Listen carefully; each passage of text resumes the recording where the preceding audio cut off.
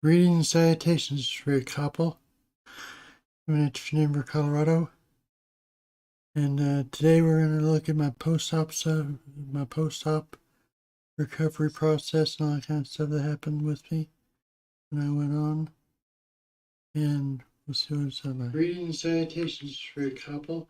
I'm going to turn myself off there, so you won't have to hear me duplicate. Just want to make sure my sound was coming through all right, and apparently it is. Yay. So anyway, looks like maybe we have another person hanging out, but we'll continue to watch and do this. So anyway, I have some interesting information to share with you. Basically, the hospital was a Swedish hospital here in Denver, Colorado. And it really was a nice hospital, actually. The staff was real good. The nurses were real fine and everything else. So I was glad for that. And my wife even got her own little personal liaison, so to speak, to let her know what was going on in the operating room with me, because she couldn't go in there, obviously. She couldn't even come to the recovery room. So she got that, and she showed me all the texts she got from her telling me what was going on, what was happening when I went to recovery, all that kind of stuff. Now, I don't really remember exactly when I went out. I don't exactly remember when I came back. I mean, I sort of remember, but anyway, I just remember hearing voices when I was coming to. And I opened my eyes up a bit and saw I was in a different room. I was obviously in the recovery room and not in the operating room anymore, which is a good thing, because I don't want to wake up in the middle of operation. That wouldn't be good either. So, when did that, then they asked me, I can't remember how it came about, but anyway, oh yeah, I asked the nurses there, when do I get to eat? Said, as soon as you leave the hospital, you can eat whatever you want. And I said, and then they asked me what I wanted to eat, and I thought about it for a second. Donut, I guess. Well, that became the key thing, is they was asking for donuts. So, yeah, we stopped at Dunkin' Donuts on the way home and got a donut or two, or three, or whatever. We got two each, basically. And she got some coffee. I didn't really want any coffee or anything like that at that point. So, at any rate, that was good. And the only odd thing was that the battery seems not to be up to the level it was before, and they didn't set settings where my previous settings were at, as far as I can tell. Mainly because my right hand shakes a little bit more than it did before, and especially if I'm trying to use the mouse and clicks and stuff like that. I was talking about last time. And yeah, so I had a lot going on. And then I have these things over here now. Now this is my previous controller. It's a Metatronics little controller. It's pretty simple. You just turn it on with this button right here. This turns on the whole unit on and off right there. That engages your therapy.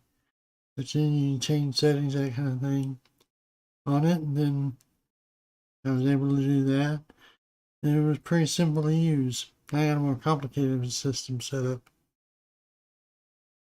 What I got from them is I got this little communicator. Communicates with my DBS battery, and I just have to have it within a meter or so of my DBS battery.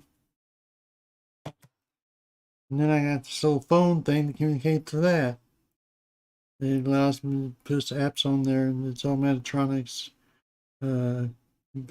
thing on there. It's kind of like a little phone.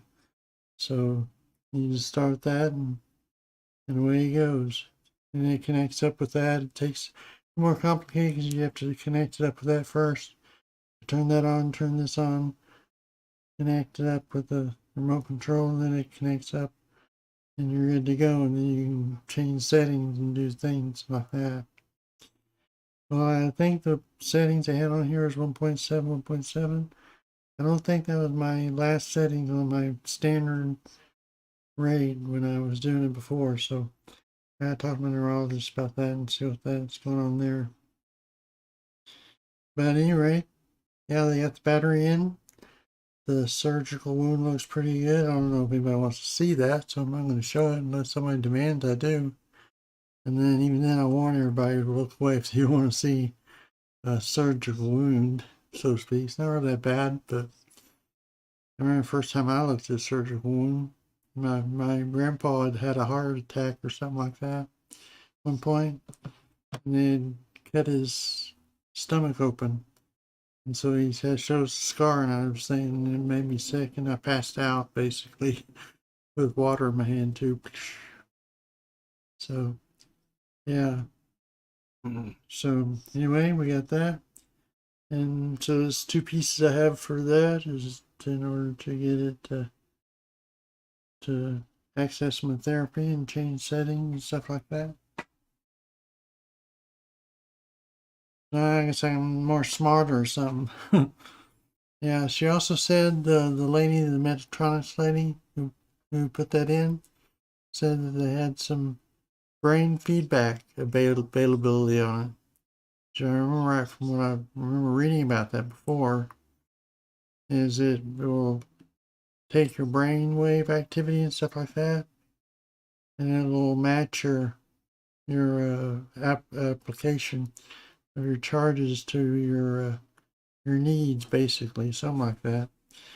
Ask more about it when I get to the neurologist in August, but yeah, apparently there's some fine tuning to do on this before I get it where I'm perfectly happy with it, but it should work fine once I get it there. And so that's pretty much what I had there to say. I don't know if there's anything else I need to talk about in that regard. And so I guess it's going to be a pretty quick one, all right. In about 6 minute stream. People can watch it and view it, and after the fact, I know not too many people were able to watch it in the live stream. If anybody else is out there watching this, you know that you can do that. Anyway, one thing, and one it also answers one question. I am alive, I'm kicking, so I just survived surgery. No big problems. It was about 30 minutes long, they said. And I got over there pretty quick, actually. I think it's not around my surgery scheduled for 7:30 a.m. in the morning, and I was out of there by 9 o'clock, or 9:30, something like that. So about 2 hours. Most that's been recovery and prep and all that kind of stuff. So, yeah. With that said, I guess that's all I've got for you. And we'll see you next time when I update you on my DBS or Parkinson situation. Probably be August sometime that before I do another live stream on this. That's after I'll have gone to the neurologist by that point. If I have anything show up that I need to tell you, I'll let you know. Sounds good.